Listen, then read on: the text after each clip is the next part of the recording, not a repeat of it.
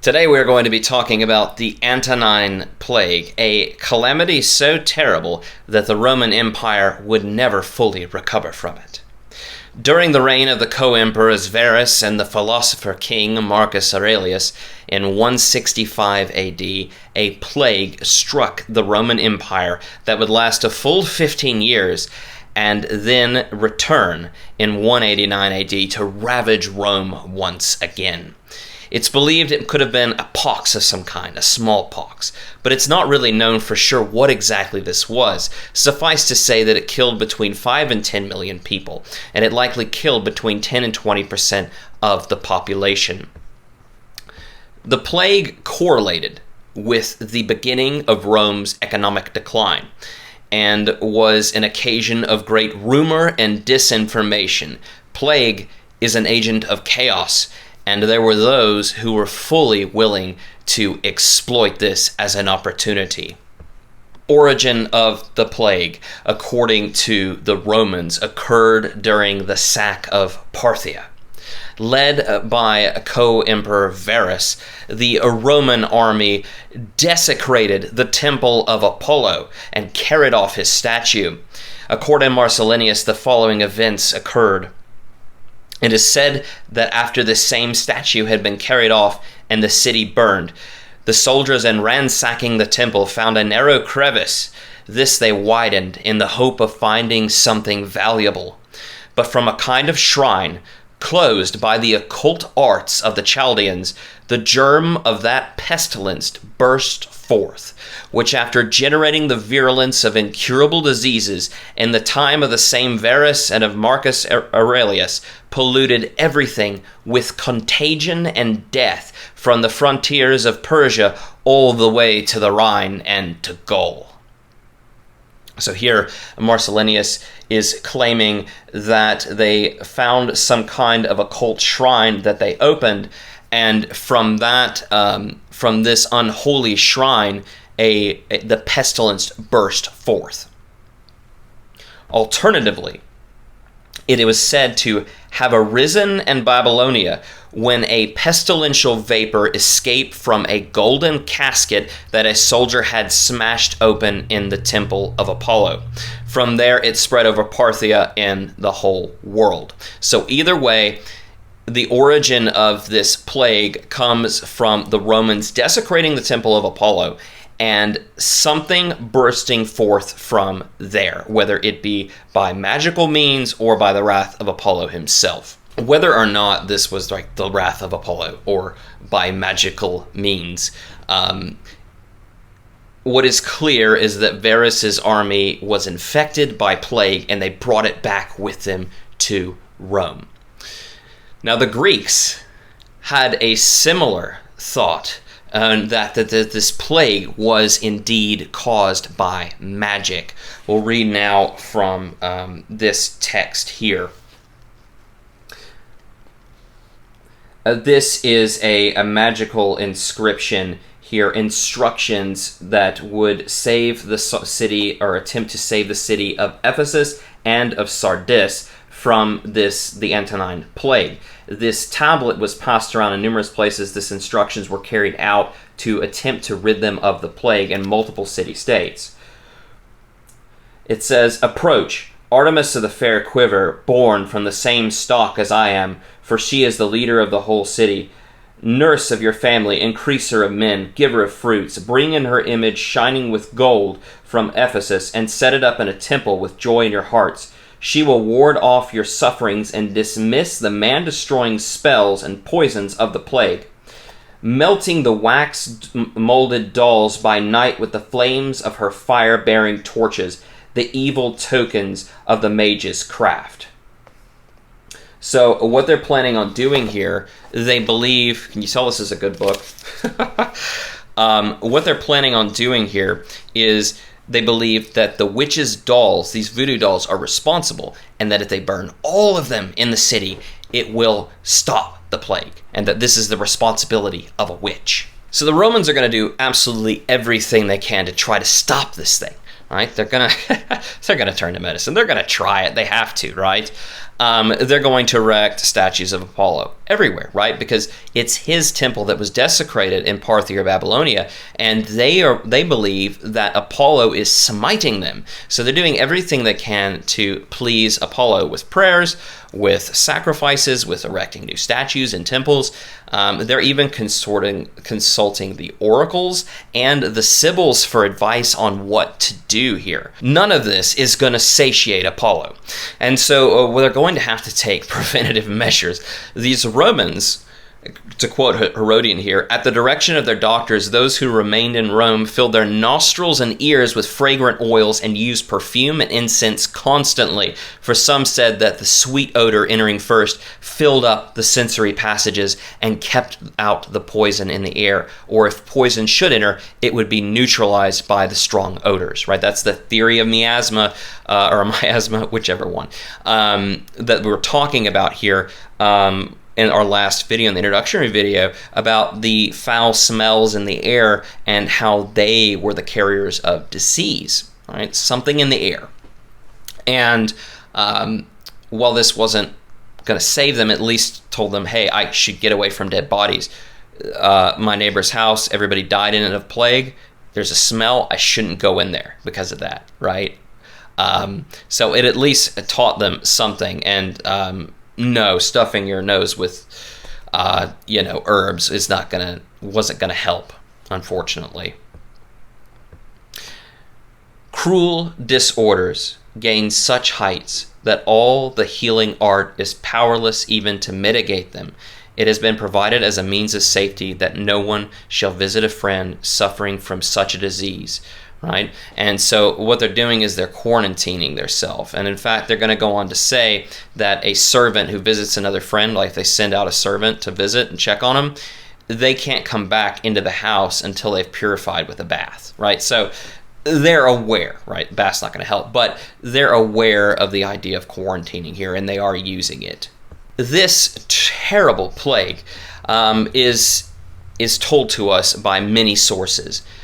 This one here by Aurelius, a plague which broke out over many provinces, followed and so laid waste all Italy, that everywhere country estates, fields, and towns were left without a cultivator or inhabitant, and gave way to ruins and forests.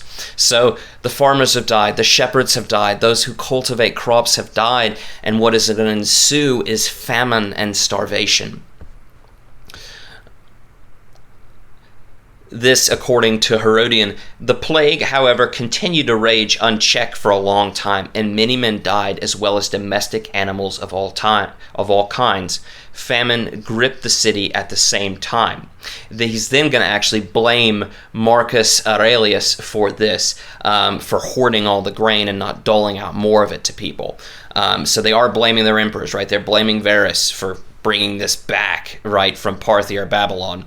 And then they're blaming Marcus Aurelius for the fact that they're starving and that he won't release all the grain to everybody and that he's hoarded it all. We'll continue with this verse on what Marcus Aurelius was saying now. And lest all this prove too burdensome to the provinces, he held an auction of the palace furnishings in the forum of the deified Trajan, as well as we have related, and sold there, besides robes and goblets and golden flagons, even statues and paintings by great artists, right? So the Roman treasury itself has been decimated. And so they're selling all these fineries from the palace to try to fund the army in their war in Germania. Economically speaking, is that this was devastating. We look at a tax record here in Egypt, in the territory of Famine. It shows that 20 years after the outbreak of this plague, Egyptians are still unable to pay their taxes, right? So they think they're going to actually, the city is going to expect, the territory is going to expect that they're going to collect 814,000 artabos, which is an Egyptian unit of measurement of grain. In fact, what they actually are only able to collect is 223,000, right? So that's a 73% reduction in the amount of grain they're able to collect for taxes. So that shows you an immense economic devastation occurring there. There are a few other reasons why we know that this plague was especially devastating. There is there's an ice cap in Greenland, which they've actually done a survey and study of the ice there. And they were able to track and test and determine lead emissions. And they were able to chart it back for thousands of years and be able to get it by exact year what the lead emissions were, right, at any particular year. And what they noticed is that there's a huge dip in these lead emissions during this plague and during most of the other plagues that occur. And what this shows us here is that when we talk about lead emissions, that's all going to come from human mining activity, right? Or for the most part. And what we see is actually during the time of this plague, a 56% reduction in lead emissions or mining activity during the time. To correlate with this, right? Correlate with the lack of mining taking place due to desolation of people, the currency is actually going to get debased. It's going to go from 80% silver content in 155 AD to 67% silver in 180. So that's a large reduction in the currency there. The economic devastation that occurred was so significant that it wouldn't be for another 35 years after the onset of the plague that the lead emissions, right, and that, or the mining activity in that ice core study would begin to rise again. But it would never, ever again reach the levels of pre-Antonine Plague mining, thus suggesting the Roman Empire's economy would never be the same after the Antonine Plague. We can also see here that in this text that there are more problems going on. The pestilence was still raging at this time. He, Marcus Aurelius, zealously revived the worship of the gods and trained slaves for military service, whom he called volunteers. He armed gladiators also, calling them the compliant, and even turned bandits of Dalmatian and Dardania into soldiers, right? So, and he even hired auxiliaries from among the Germans for service against the Germans, right? So many people have died that the Roman army is no longer able to replenish itself normally and is having to go and get gladiators out of the arena and get bandits and criminals and turn them into soldiers to fight their wars. That really is a striking example of just how many have died during this event. Unfortunately, all this death, right, all this chaos is going to lead to an opportunity of a rather nefarious character to capitalize on it.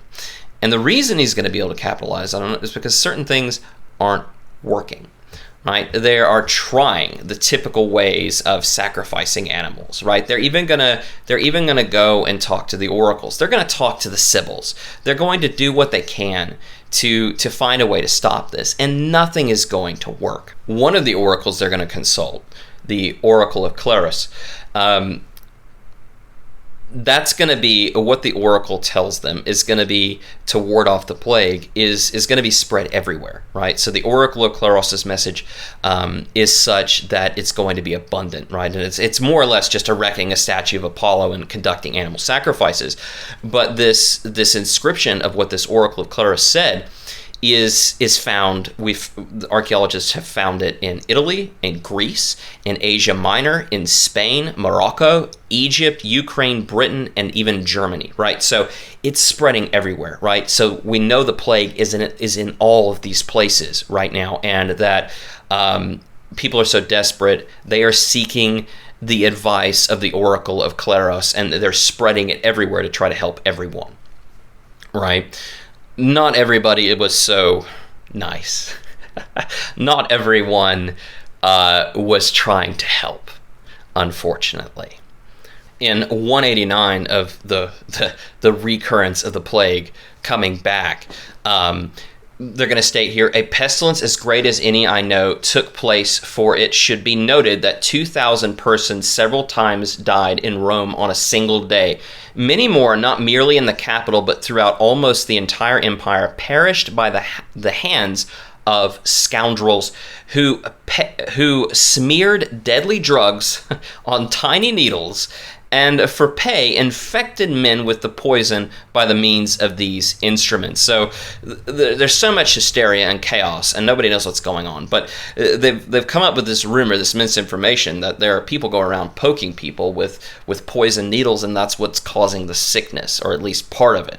Now, whoever came up with this misinformation about people with poison needles going around poking people, and that's part of the spread of the plague, was unfortunately not the only one.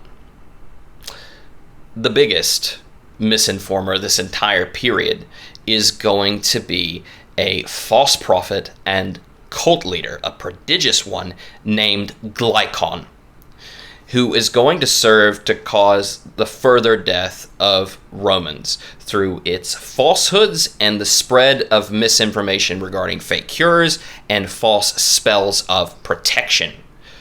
Glycon, however, is no typical false prophet, but the puppet star of a ventriloquist act led by a charlatan named Alexander. Alexander of Asia Minor had declared himself, probably sometime around 150 AD, he declared himself the descendant of Perseus, that he was a demigod, and prophesied the coming of the reincarnation of the healing god Asclepius, which is with the symbol of which is a serpent or a snake. According to Lucian, Alexander summoned the village that he lived in to the temple to witness the birth of the new Asclepius, right? Upon gathering a whole big audience, he digs up an egg out of the ground, which he had actually carefully placed there prior, in awe of the village, of all these villagers. He breaks open the egg and reveals a snake in it, a tiny little baby snake in it, which he had put there. The villagers, everyone is in shock and in awe. They really believe that Asclepius, the god reborn, is here, right? All the villagers are going to come back and see him the next day. See Alexander the next day and say, what's going on? Where's the new god Asclepius? We want to see him. And the next day, a new spectacle is held before them. The snake, which Alexander revealed to everyone his name is Glycon, had grown immensely since its birth the day prior, and was now quite large. And in fact, it was a puppet, essentially a sock puppet that Alexander had created.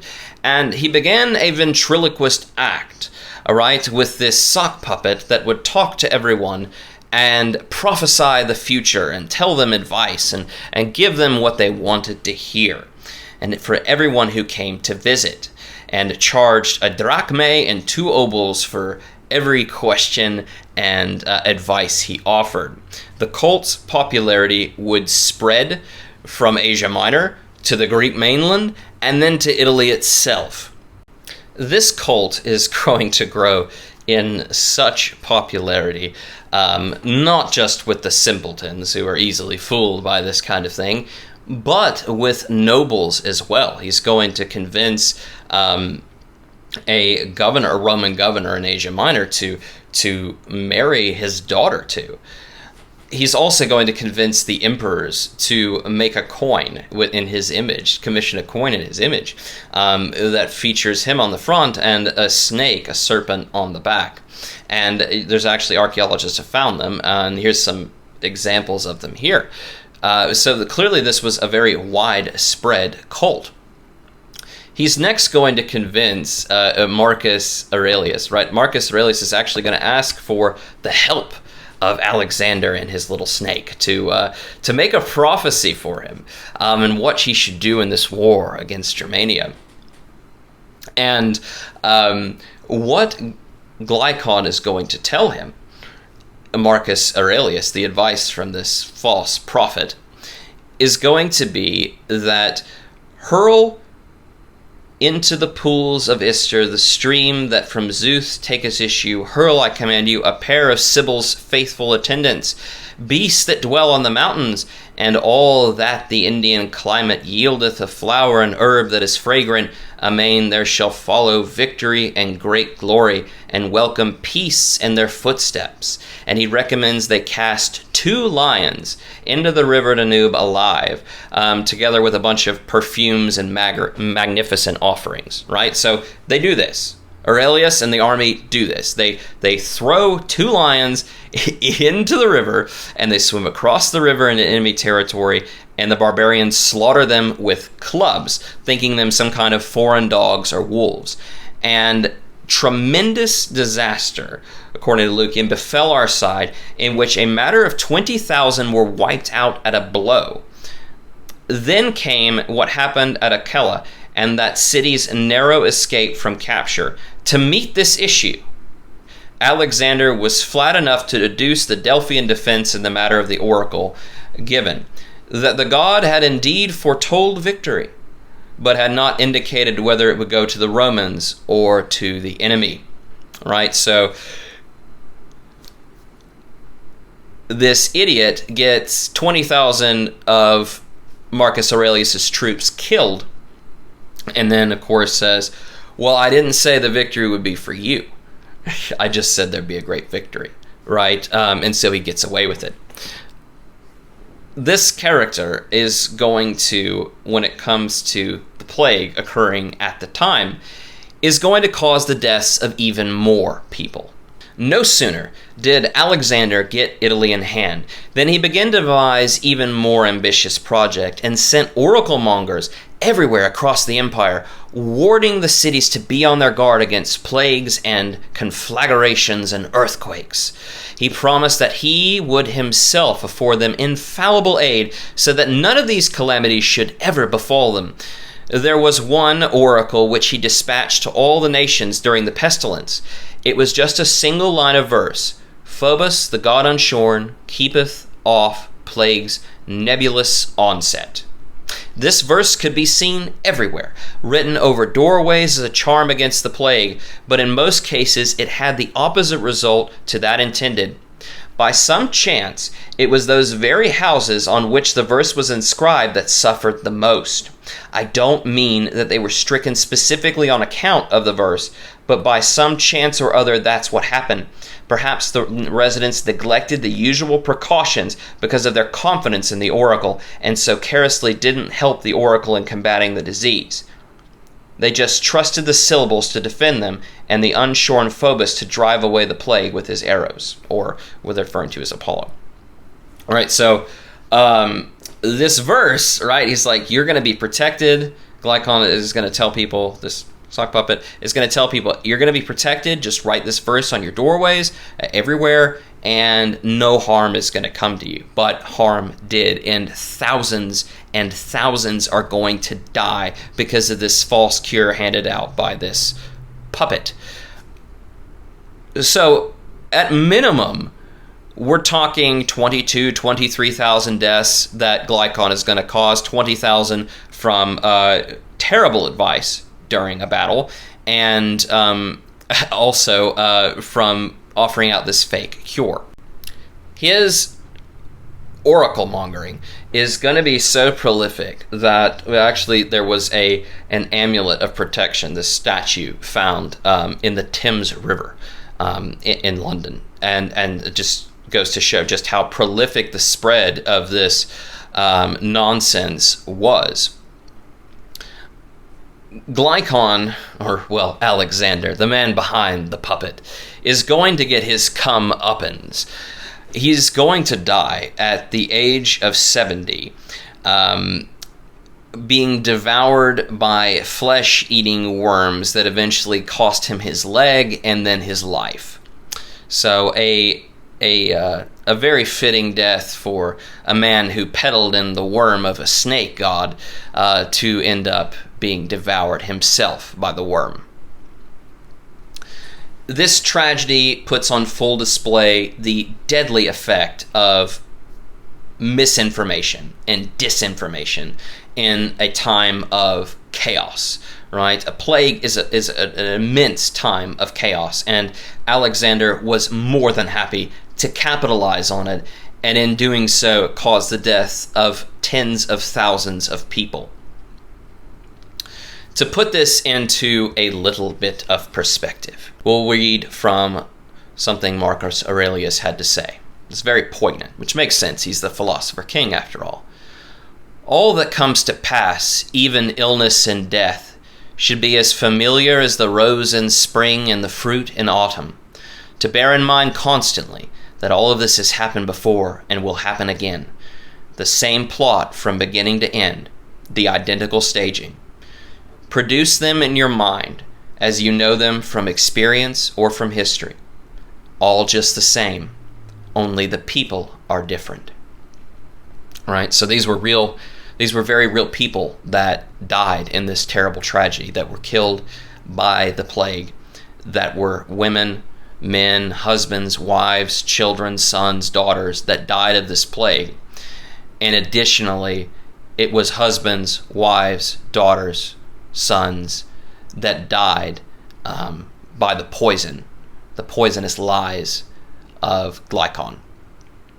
In our next video, we're going to discuss the Cyprian plague, which is going to be an event that is going to be so catastrophic that it is going to be the catalyst for the end of the ancient world and the beginning of the Dark Ages.